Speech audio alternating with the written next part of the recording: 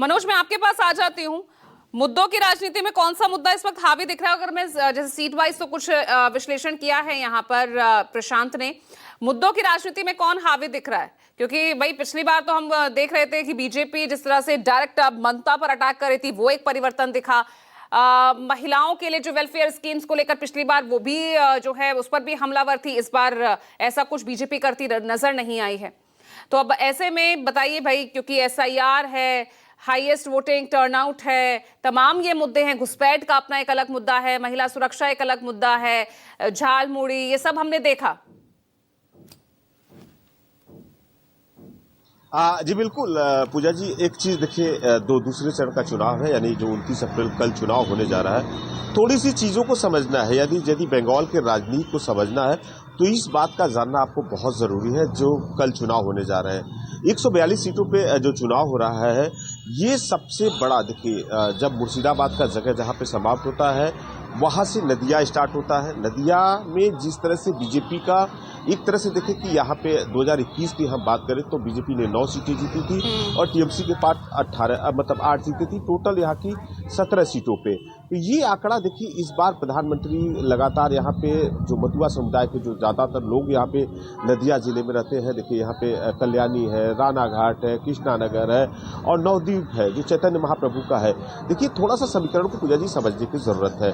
इस जगह पे बीजेपी पिछली बार 21 में मजबूत थी और इस बार बीजेपी का इन जगहों पे पूरा का पूरा फोकस है कि कैसे ज्यादा से ज्यादा यहां से सीट लेके आया जाए।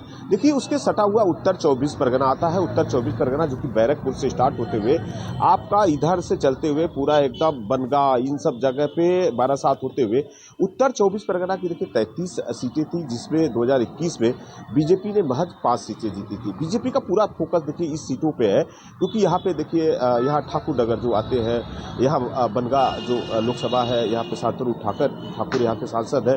तो बीजेपी इन बेल्टों को, बैरकपुर को कैसे जीता जाए। देखिए अर्जुन सिंह यहाँ पे 2019 का चुनाव हुआ था तो अर्जुन सिंह ने यहाँ से बीजेपी के सांसद थे। 2024 का चुनाव हुआ तो हार गए, वहाँ पे अर्जुन सिंह को भी इस बार चुनावी मैदान में विधानसभा में उतारा गया है। तो बीजेपी इन सीटों पे फोकस कर रही है। उसके बाद यदि आप आए दक्षिण 24 परगना, देखिए ममता बनर्जी का दक्षिण 24 परगना सबसे बड़ा गढ़ माना जाता है। अभिषेक बनर्जी यहीं के सांसद है और यहाँ पे पूजा जी 31 सीटें हैं, देखिए जिनमें से 31 में से 30 सीटें 2021 की बात करें तो पूरी टीएमसी के पास में है और एक महज सीट जो भांगड़ का, जो आईएसएफ के नौशाद सिद्दीकी है, उन्होंने इस सीट पे सेध लगाई थी। चूंकि इस बेल्टों में मुस्लिम समीकरण, देखिए थोड़ा सा यहाँ पे जाति समीकरण जो कि बंगाल में नहीं चलता, लेकिन यहाँ पे जाति का प्रभाव बहुत बड़ा है, समुदाय का बहुत बड़ा फर्क है। तो इस सीटों पे यहाँ पे है और बीजेपी देखिए इस सीटों पे दक्षिण 24 परगना पे भी पूरी तरह से प्रयास कर रही है कि यहाँ से यदि 31 सीटों में से कुछ सीटें मेरे पास आ जाए तो उन सीटों को कैसे इस बार हमारा बढ़ात बनाया जाए। और इन्हीं मुद्दे को लेकर देखिए अब बनगा वाली जो बात आती है, बीजेपी ने यहाँ पे देखिए घुसपैठियों का सबसे बड़ा मुद्दा उठाया, भ्रष्टाचार का मुद्दा उठाया और महिला सुरक्षा का, चूंकि आर्टिकल का मामला था और जिस तरह से लॉ कॉलेज का था, बर्दवान में जिस तरह से दुर्गापुर की घटना थी, इन सब चीजों को सामने लाकर महिला वोटरों को कैसे अपने पक्ष में लाया जाए, पूरी तरह से बीजेपी ने इसकी प्लानिंग की। ममता बनर्जी देखिए ठीक उल्टा कार्ड इसका। ममता बनर्जी जब 2020 में आई तो उसके बाद 21 के पहले उन्होंने लक्की भंडार की शुरुआत 500 रुपए से की थी। देखिए ममता बनर्जी बंपर वोटों से जीत के आई, चूंकि 21 में बीजेपी की बहुत ज्यादा लहर थी, ऐसा लग रहा था कि बीजेपी 21 में सरकार बना ली। 24 में जब लोकसभा था तो ममता बनर्जी ने 500 को 1000 रुपए उन्होंने कर दिया और फिर एक बार फिर से देखिए 26 के चुनाव के पहले वो 2-3 स्कीम ममता बनर्जी ने यहाँ पे किया।